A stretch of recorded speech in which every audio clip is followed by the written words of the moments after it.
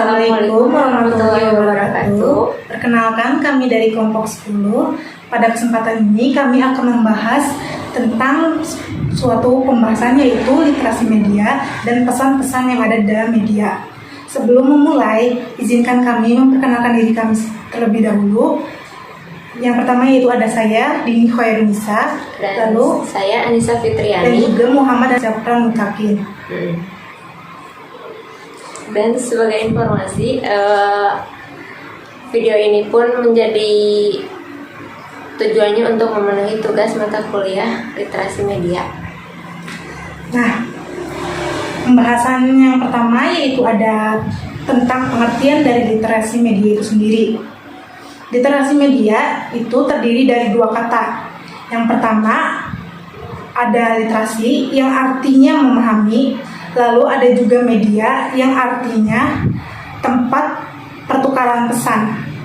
Jadi, literasi media adalah kemampuan untuk mengakses dan menganalisis serta mengevaluasi dan mengkomunikasikan informasi dalam berbagai bentuk media. Selanjutnya yaitu ada pengertian pesan.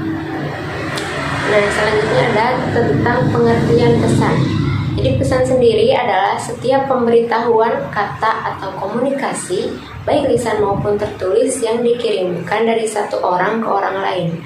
Nah, pesan media ini memiliki manfaat yang berbeda-beda. Namun, seiring perkembangan kapitalisasi media, pesan media yang seharusnya lebih banyak memberikan manfaat bagi kepentingan publik seperti berita dan informasi mengalami proses komodifikasi. Lalu apa saja sih jenis-jenis pesan itu? Nah, jenis-jenis pesan itu ada beragam jenisnya. Namun secara sederhana dapat kita klasifikasikan. Yang pertama ada dalam bentuk berita, yang kedua ada informasi, hiburan, dan yang terakhir ada dalam bentuk iklan. Nah, masing-masing dari pesan ini memiliki ciri, tujuan, manfaat, dan juga masalah yang berbeda-beda. Oke, berlanjut ke pembahasan yang selanjutnya, yaitu ada pembahasan tentang jenis-jenis pesan. Dari jenis-jenis pesan tersebut, yang pertama yaitu ada literasi berita. Penyampaian terkait literasi berita ini akan disampaikan oleh saudara Zafran. Tapi karena Zafran tidak bisa satu frame dengan kita berdua, jadi dipisah secara terpisah penyampaiannya. Ya. Kepada saudara Zafran, dipersilahkan. Jenis pesan di dalam media yang pertama yaitu ada literasi berita. Menurut Kamus Besar Bahasa Indonesia, berita adalah cerita atau keterangan mengenai kejadian atau peristiwa yang hangat. Dari pengertian tersebut dapat disimpulkan bahwa berita adalah suatu proses untuk menyampaikan kabar atau informasi kepada masyarakat tentang suatu peristiwa atau kejadian faktual dan aktual yang diinformasikan ke khalayak luas. Berita itu sendiri adalah salah satu pesan media yang paling penting karena ia menjamin kualitas demokrasi suatu negara. Di dalam berita ini terdapat berbagai informasi yang faktual dan aktual.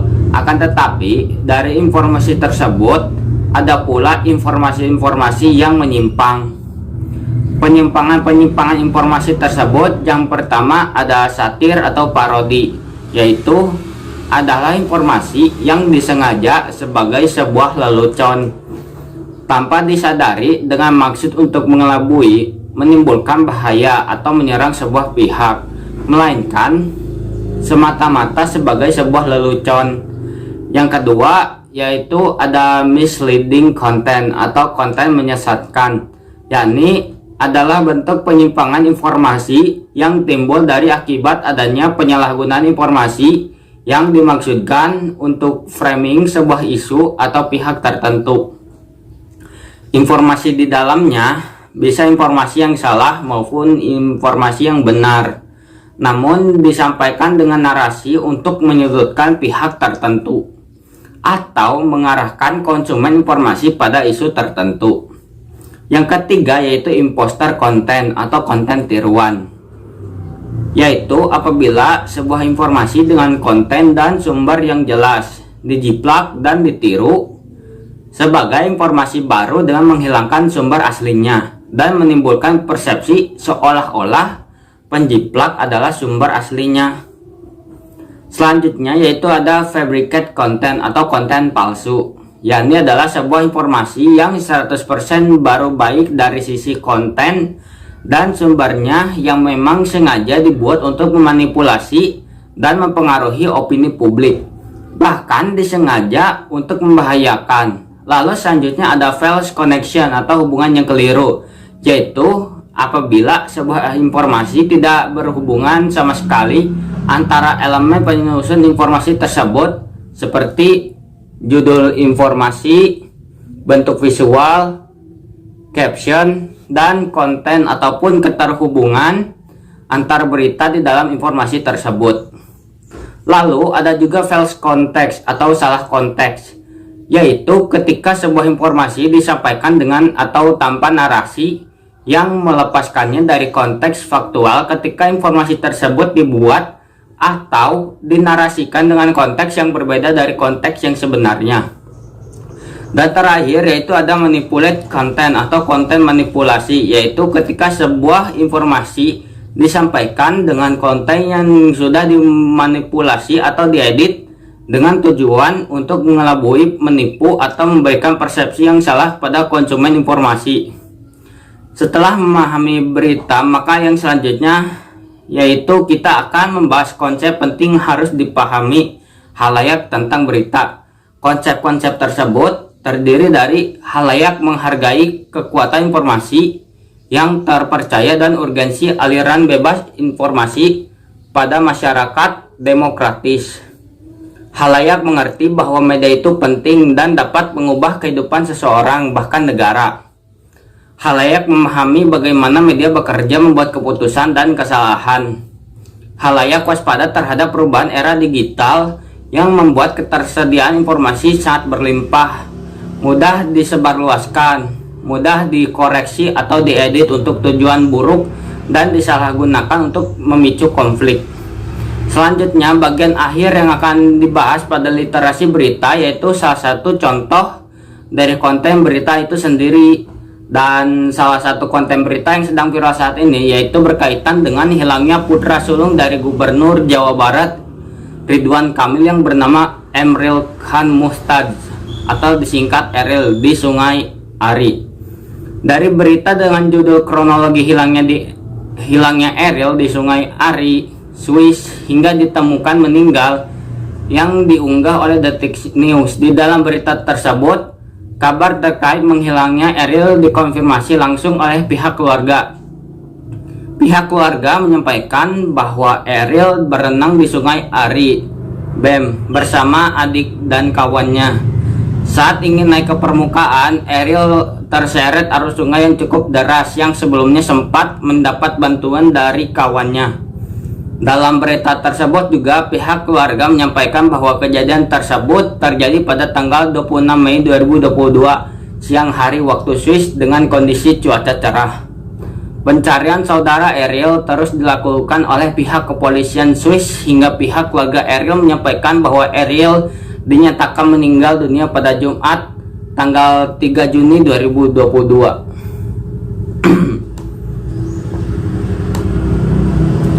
Kemudian pada hari Kamis tanggal 9 bulan Juni 2022, pihak kepolisian BEM menyampaikan laporan keterangan yang berisi pada hari Rabu 8 Juni 2022 sesaat sebelum pukul 6, polisi wilayah BEM dilaporkan bahwa seorang pria tak bernyawa tergeletak di air bendungan Enjleng di BEM.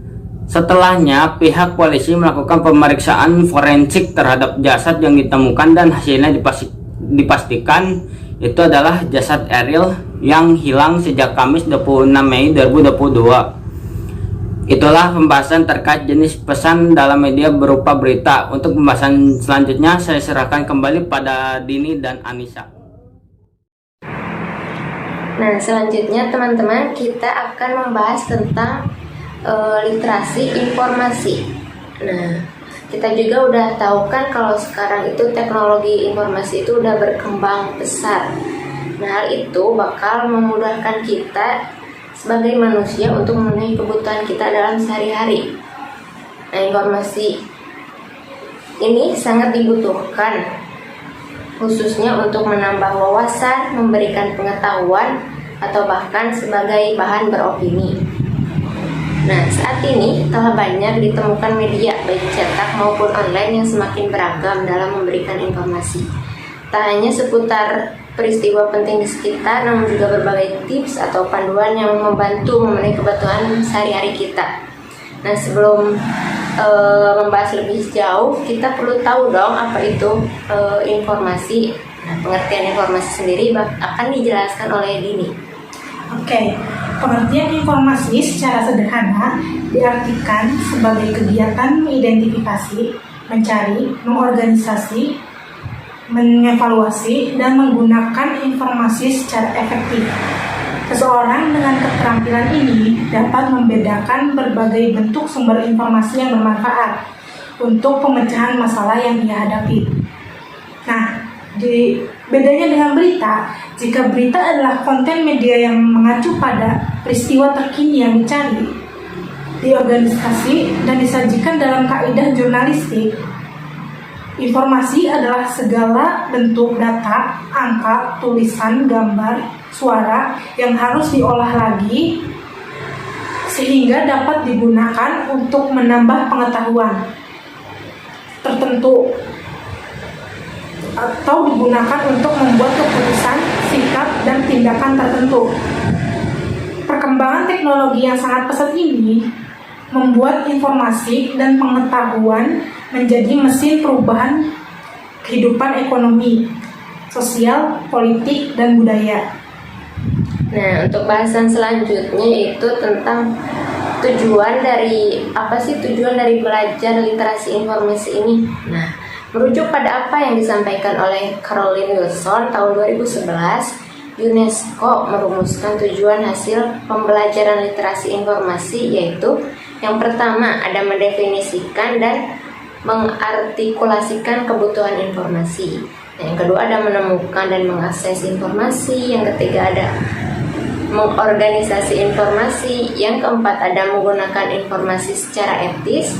Yang kelima ada mengkomunikasikan informasi. Yang terakhir ada menggunakan keterampilan TIK dalam pemrosesan informasi. Nah, literasi informasi ini tujuannya yaitu bahwa kita harus lebih memahami, lebih jeli lagi dalam memilah dan memilih sebuah informasi. Nah, pasalnya tidak jarang ditemukan informasi hoax yang bisa berdampak buruk bagi masing-masing individu, khususnya kita yang ada di sini. Jadi kita harus lebih bisa memilah-milah lagi informasi yang harus kita cerna itu ada apa aja. Dan tidak sembarangan dicerna apakah tentang informasi-informasi itu benar atau tidaknya. Jadi hindari informasi yang bersifat hoax ya. Oke, yang selanjutnya itu ada literasi hiburan. Pengertian dari hiburan itu sendiri yaitu merupakan pesan media yang banyak, baik dilihat dari segi durasi maupun versinya. Dibandingkan dengan pesan lainnya, hiburan paling banyak mengalami komodifikasi. Menurut Stolberg, pada tahun 2011 mendefinisikan literasi hiburan sebagai strategi untuk memeriksa sejauh mana hiburan memengaruhi cara hidup kita. Nah, dari situ pengertian hiburan ada lagi nih yang lainnya. Pengertian hiburan yang lainnya akan disampaikan oleh Bisa.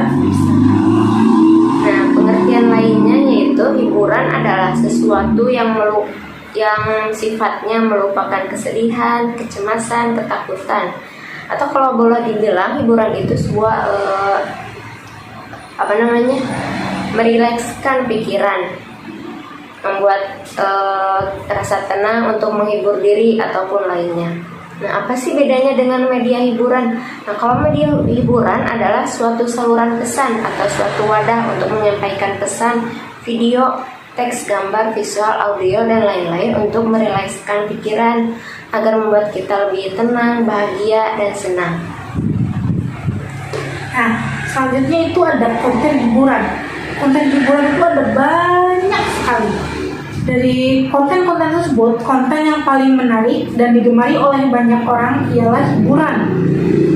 Hiburan ini bisa dilihat dari banyaknya orang yang mengisi waktu dengan bermain gawai dan mencari konten hiburan untuk menemaninya di waktu bosannya. Konten hiburan antara lain ada komedi, cerita lucu, karya seni seperti gambar ataupun meme, atau bentuk audio seperti percakapan tentang seseorang atau sesuatu yang lucu. Hiburan lainnya yang juga menarik perhatian masyarakat Indonesia yaitu ada di ruang virtual, yaitu tentang kehadiran K-pop, hiburan dari Korea Selatan. Minat penelusuran untuk kata kunci K-pop terus bertumbuh dan terlihat perkembangannya mengalami pertumbuhan 2 kali lipat pada 2021. Pencarian kata lagu K-pop terbaru pun tumbuh sebesar 71%. Nah, selain hiburan yang dalam bentuk konten audio visual yang tadi disampaikan oleh Dini, masyarakat Indonesia juga kini semakin menyukai konten tentang game.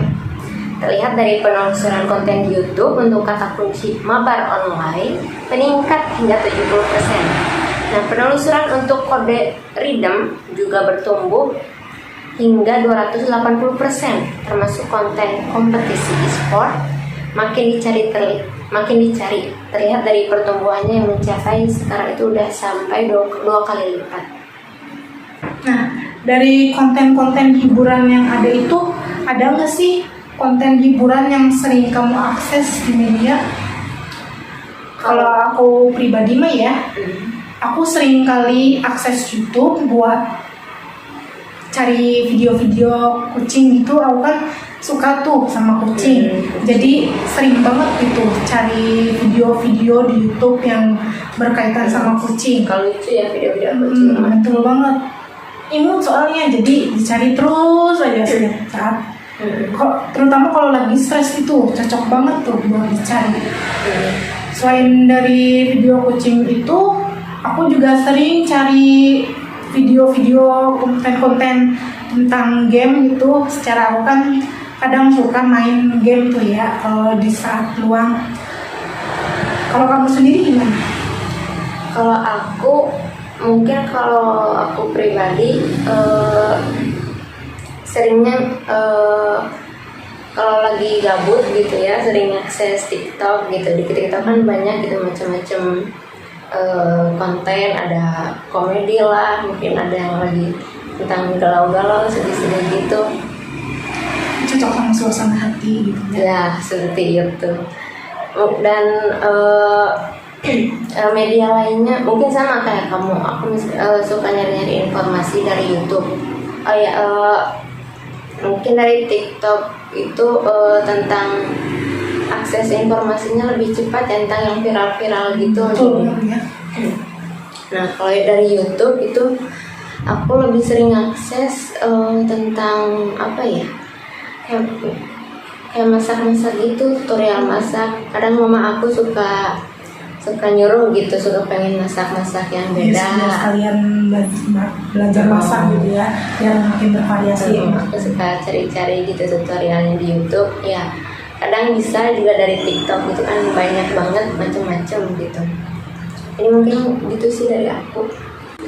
Oke, jadi untuk sharing-sharing tentang konten-konten hiburan mungkin cukup sekian saja ya. Kita lanjutkan lagi ke pembahasan yang selanjutnya, yaitu ada literasi iklan. Iklan yaitu merupakan salah satu pesan media yang mendominasi ruang media itu sendiri. Iklan di sini yaitu merupakan bentuk komunikasi berbayar yang dikeluarkan oleh sumber-sumber tertentu yang bertujuan untuk mempengaruhi halayak agar bersedia melakukan beberapa tindakan saat ini dan di masa depan. Iklan di sini yaitu adalah pesan yang penting karena melalui penjualan iklan tersebut perusahaan mendapatkan pemasukan. Di sisi lain, iklan merupakan sumber informasi yang mengenai produk yang bermanfaat bagi konsumen agar mereka dapat memilih produk yang tepat untuk memenuhi kebutuhannya. Iklan ini memiliki tujuan. Menurut seorang ahli yang bernama Terence, ia membeberkan ada 5 tujuan iklan, yaitu menginformasikan, memengaruhi, mengingatkan, meningkatkan nilai tambah, dan juga mendampingi usaha promosi lain. Iklan ini memiliki beberapa variabel.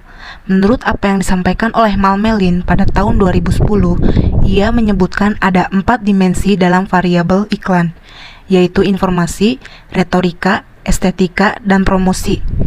Informasi itu adalah kemampuan menggunakan berbagai informasi dan menilainya sebagai kebenaran informasi. Lalu estetika berarti pemahaman mengenai bentuk-bentuk ekspresi, gaya, cerita, acuan yang digunakan dalam iklan. Lalu retorika berarti pemahaman mengenai strategi, tujuan, sasaran pemasaran suatu iklan. Lalu yang promosi yaitu berkaitan dengan pemahaman terhadap logika penempatan produk, isi mengandung merek, pemberian sponsor, dan publisitas dalam acara tertentu.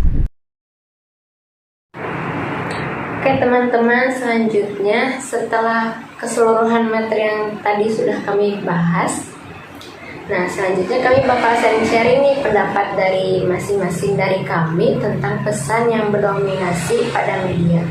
Nah menurut Dini sendiri, apa sih pesan yang paling mendominasi di media itu? Kalau menurut aku sih ya, pesan yang paling mendominasi itu tentang hiburan. Karena kan orang-orang itu di dunia nyatanya itu kan pasti banyak kegiatan, apa-apa yang bikin lelah lah, bikin pusing lah, bikin stres. Nah, jadi dari media itu mereka cari hal-hal yang kira-kira bisa mengurangi itu semua. Dari itu ya ya pasti jelas hiburan lah ya.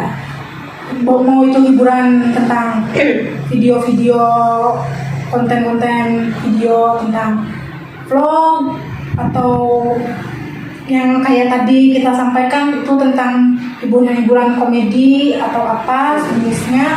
Terus ada juga musik, terus game atau apapun lah itu ya, pokoknya pasti itu yang paling diincar sama orang-orang kebanyakan.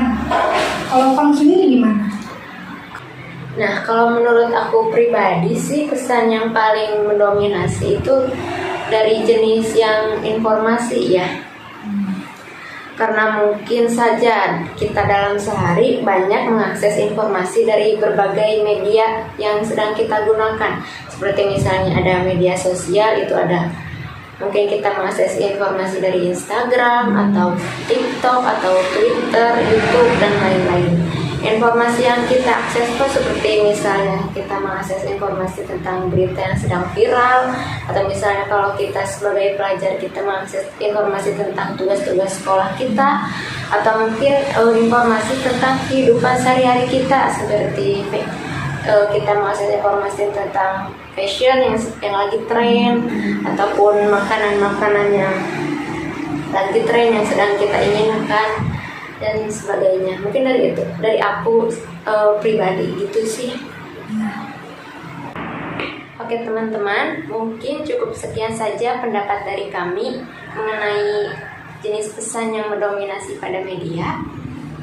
Dari secara keseluruhan apa yang kami bahas, kami harap apa yang kami bahas tersebut dapat memberikan manfaat pada kalian semua. Kurang lebihnya kami mohon maaf, dan juga terima kasih kepada kalian semua yang telah menonton video ini. Cukup segitu saja kami akhiri video kali ini. Wassalamualaikum warahmatullahi wabarakatuh.